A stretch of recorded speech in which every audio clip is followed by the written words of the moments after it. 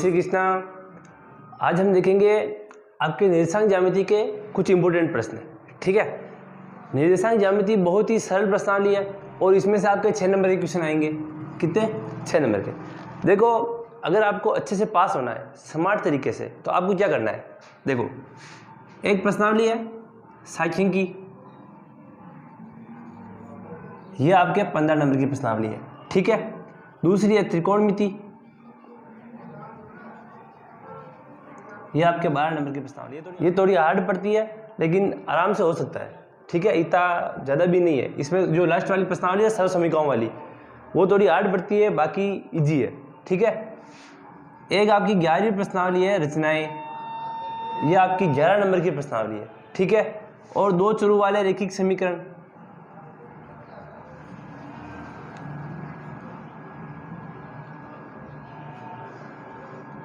ये आपके 9 नंबर की प्रश्नावली है। और एक है समांतर श्रेणी, ये भी आपके कितने नंबर की प्रश्नावली है? 9 नंबर की।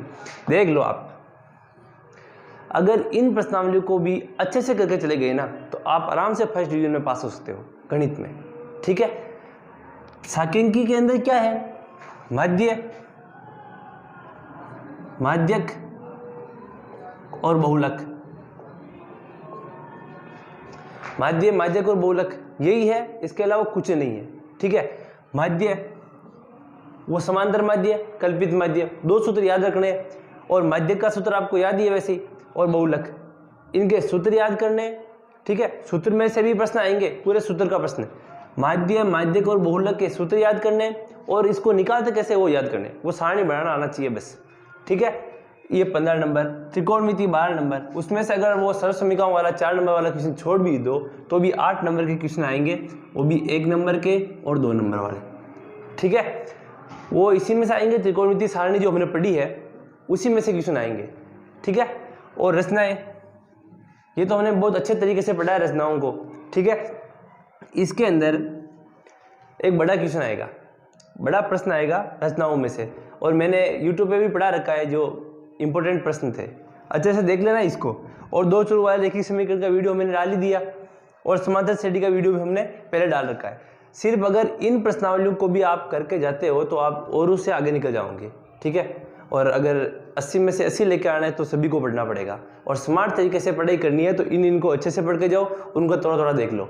ठीक है, जो पहले आए हुए प्रश्न है उनको देख लो और इनको अच्छे से पढ़ के जाओ।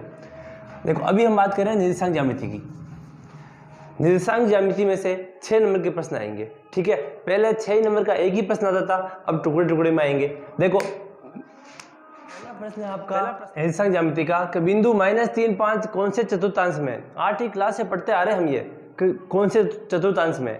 चतुर्थांश कितने होते हैं? 4, फर्स्ट, सेकंड, थर्ड और ये 4। x, x डैश, y और ये y डैश।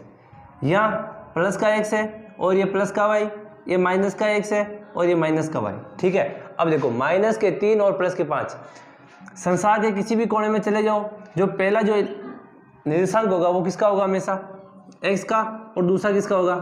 y का। अब क्या बता रहा है? माइनस का 3 किसका है? x का। तो x कहाँ पे है? ये माइनस का 3 यहाँ पे आएगा, -3। पहले माइनस का आ रहा है फिर प्लस का आ रहा है y, तो कौन से चतुर्थांश में होगा? सेकंड चतुर्थांश में। समझ में आ गया? वापस देख लो इसको। किसी भी निर्देशांक को हम प्रदर्शित करते हैं, जैसे कोई बिंदु है P, ठीक है, तो उसमें पहले हमेशा किसका निर्देशांक आएगा? x का, और दूसरे नंबर पर किसका आएगा? y का। ठीक है, ये देखो, ये x, x डैश, y और y डैश, ये प्लस x है और ये प्लस के y, ये माइनस x और ये माइनस का y। ठीक है, यहाँ प्लस प्लस, अगर प्लस प्लस हो तो किस में आएंगे? पहले में, पहला किसका आएगा? x का, तो माइनस और प्लस, ये किस में आएगा? सेकंड में। और तीसरे में आएंगे माइनस माइनस, और चौथे में क्या आएगा? पहले प्लस आएगा फिर माइनस आएगा। ठीक है, तो ये ऐसे जो आपके बहुविकल्पीय प्रश्न होते हैं, ऐसे प्रश्न आने के अभी चांस है। निर्देशांक ज्यामिति,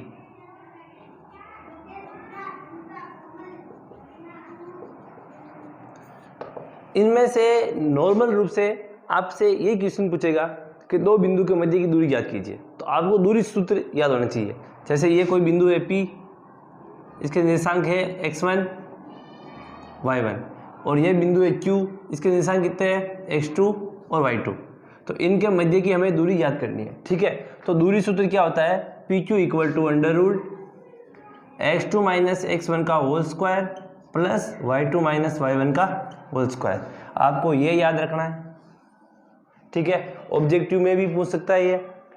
दूरी सूत्र क्या होता है, PQ बराबर under root x2 minus x1 का square plus y2 minus y1 का होल स्क्वायर। ये तो आपको याद होना चाहिए। और एक दूसरा देखो,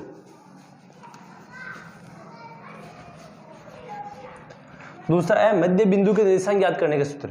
जैसे एक बिंदु है A, इसके निर्देशांक है x1 y1, ठीक है, और दूसरा बिंदु है B, इसके निर्देशांक है x2 और y2। एक बीच में कोई बिंदु दिया हुआ है P, इसके निर्देशांक है x और y। ये P A B को m1 अनुपात m2 में विभाजित करता है और आपको कहे कि इसके निर्देशांक ज्ञात कीजिए, x और y का मान ज्ञात करना है, ठीक है। तो P एक्स वाई क्या होगा, अगर x का मान निकालना है तो x equal to m1x2 plus m2x1 बटेवा m1 प्लस m2। ये तो किसका मान निकल जाएगा, x का, और y का निकालना है तो y equal to m1y2 plus m2y1 बटेवा m1 प्लस m2, ठीक है। ये दो सूत्र है इंपॉर्टेंट बस इसमें आपके पूरी निर्देशांक ज्यामिति में। दूरी सूत्र आपको याद रखना है, under root x2 minus x1 का whole square plus y2 minus y1 का होल स्क्वायर। दूसरा है दो बिंदु के मध्य बिंदु के निर्देशांक ज्ञात करने का सूत्र। दो बिंदु है, इनका मध्य बिंदु है P, अगर x और y का मान पूछे तो हमें कैसे निकालना है, x बराबर होगा m1x2 प्लस m2x1 बटेवा m1 प्लस m2, और y बराबर क्या होगा m1y2 प्लस m2y1 बटेवा m1 प्लस m2, ठीक है। ये तो आपको याद होने चाहिए। अब देखो इसके आधार पर कुछ इन सूत्रों पर आधारित कुछ प्रश्न देखते हैं। एक प्रश्न है, बिंदु 3 4 की मूल बिंदु से दूरी ज्ञात कीजिए। एक सीधा सा प्रश्न ये भी आ सकता है कि बताइए मूल बिंदु के निर्देशांक क्या होते हैं।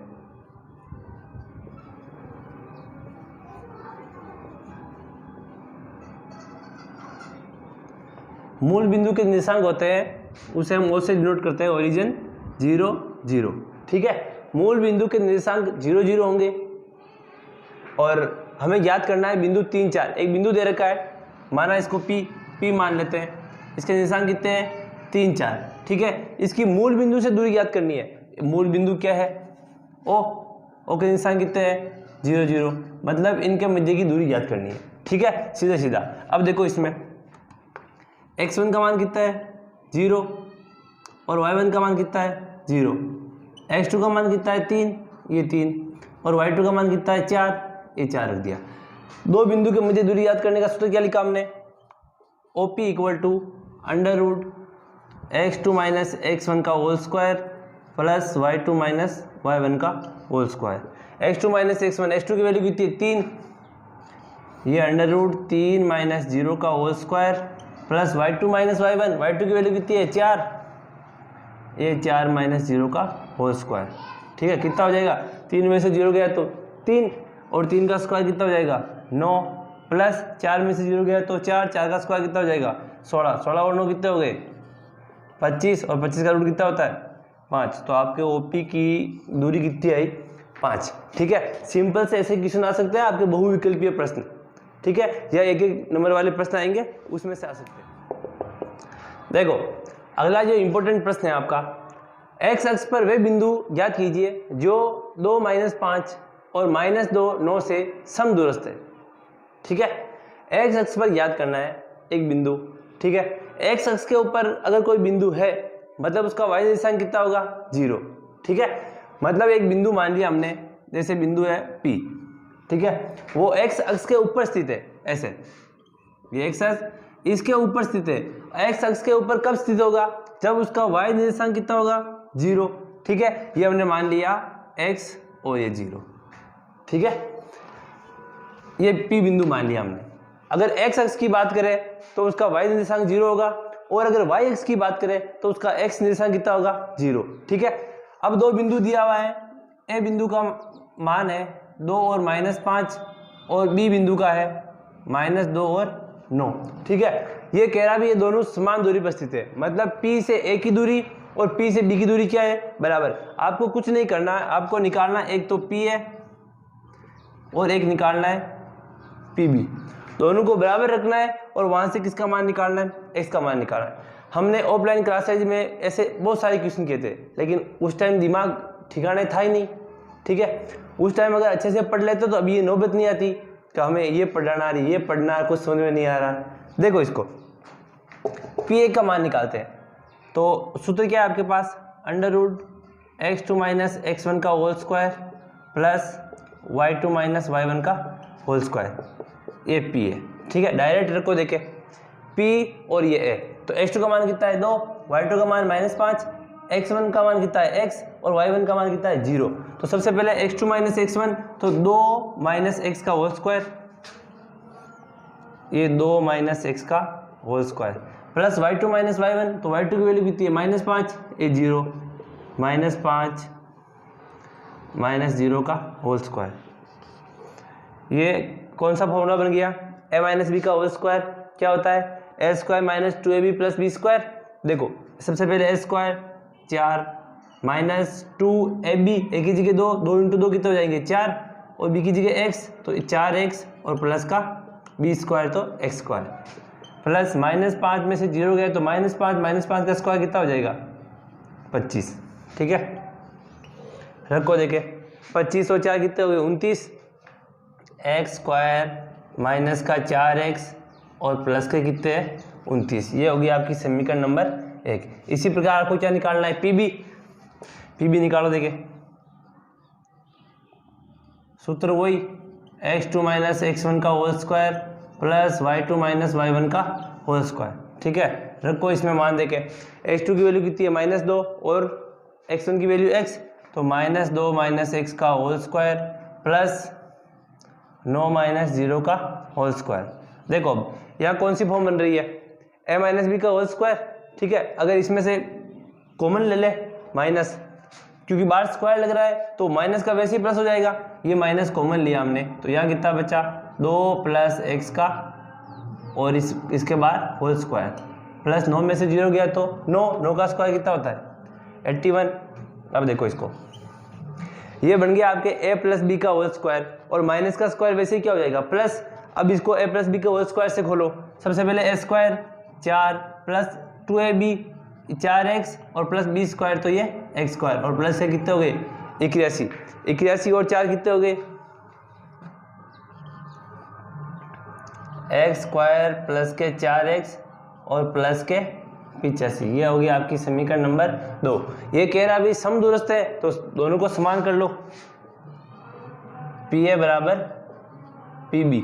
PA का मान कितना है √x² - 4x + 29 इक्वल टू किसके बराबर है x² + 4x और प्लस के 85। ठीक है, अब यहाँ से दोनों पक्षों का वर्ग करने पर अगर वर्ग करेंगे तो इससे ये कैंसिल हो जाएगा डायरेक्ट। कितना बचेगा x² - का 4x प्लस का 29 इक्वल टू x² प्लस का 4x और प्लस के 85। ठीक है, अब देखो ये प्लस 4x को इधर भेज दो, x² को इधर भेज दो और ये 29 को उधर भेज दो। देखो इसे इधर है x² - 4x और ये प्लस का x² इधर आएगा तो माइनस का x² प्लस के 4x इधर आएंगे तो माइनस के 4x इक्वल टू उधर कितने हैं 85 और ये प्लस के 29 उधर जाएंगे तो माइनस के 29। ठीक है, x² से तो x² कट गया, माइनस माइनस प्लस कितने हो गए माइनस के 8s और 85 में से 29 गए तो 15 में से 9 गए तो कितने बचे 6, 7 में से 2 गए तो 5। माइनस का निकालना है x का, इसे गुणा में कौन है 8, उधर भेजेंगे तो भाग में, तो -x इक्वल टू कितना हो जाएगा 56/8। माइनस को इसके साथ ही भेज दो तो x बराबर कितना हो जाएगा माइनस के 7। 56 में 8 का भाग 7 बार गया। ठीक है, तो x का मान कितना आया -7। तो हमारे पास जो बिंदु था ये P, ये क्या आ जाएगा -7 और ये 0। एक अन्य महत्वपूर्ण प्रश्न है, इसको भी देखो आप। यदि a और b क्रम से -2 और 2 -4 हो तो बिंदु P के निर्देशांक ज्ञात कीजिए ताकि AP बराबर 3/7 AB हो और पी रेखाखंड ए बी पर स्थित हो। मैं कह रहा हूं भाई कि निर्देशांक ज्यामिति में आपको सिर्फ 2 सूत्र याद करने हैं, ठीक है। सूत्र मैंने पहले ही बता दिए और अब भी बता रहा हूं। दूरी सूत्र पी क्यू बराबर √x2 - x1 का whole square plus y2 - y1 का होल स्क्वायर, और यह है मध्य बिंदु के निर्देशांक याद करने का सूत्र, ठीक है। जिनमें आपको क्वेश्चन किसी भी प्रकार का हो सकता है, अगर हमें सूत्र याद है हम कोई सा भी प्रश्न कर सकते हैं, ठीक है, किसी भी टाइप का प्रश्न हो। जैसे एक ये प्रश्न है, इसको हम करते हैं अभी। अब इसके अंदर मध्य बिंदु के निर्देशांक वाला जो सूत्र है वो विभाजन सूत्र जिसे हम कहते हैं वो काम आएगा। क्या होता है, x = m1x2 + m2x1 बटेवा m1 + m2, और y का मान निकालना तो m1y2 + m2y1 बटेवा m1 + m2। और एक सीधा मध्य बिंदु का निर्देशांक याद करने का सूत्र ये है, x = x1 + x2 बटेवा 2 और y = y1 + y2 बटेवा 2, ठीक है। लेकिन इसमें आपको सिर्फ सूत्र याद रखने हैं, ठीक है, बाकी का काम ऑटोमेटिक होगा। अगर आपने अभ्यास किया है 1-2 प्रश्न का तो आप आराम से कर सकते हो। जैसे इस प्रश्न को देखो, ये क्या कह रहा है, ए और बी क्रम से एक बिंदु है ए जिसके निर्देशांक कितने हैं -2 -2, दूसरा बिंदु है बी जिसके निर्देशांक कितने हैं 2 और -4, ठीक है।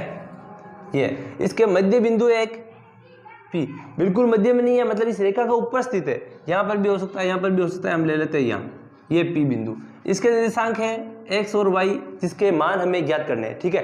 देख क्या रखा है, ए पी बराबर 3/7 AB, तो P रेखाखंड पर P रेखाखंड AB पर स्थित है, तो P के मान ज्ञात करने हैं। अब देखो ध्यान से, जो दिया हुआ है उसी से हम निकालेंगे। इधर देखो क्या दिया हुआ है, AP = 3/7 AB, ये AB इसके गुणा में इधर भेजेंगे तो भाग में, तो AP के भाग में कौन आ जाएगा, AB = कितना है 3/7। इसका मतलब सीधा सा ये है कि AB कितना है 7, मतलब यहां से यहां तक की दूरी कितनी है पूरी, ये 7, ठीक है।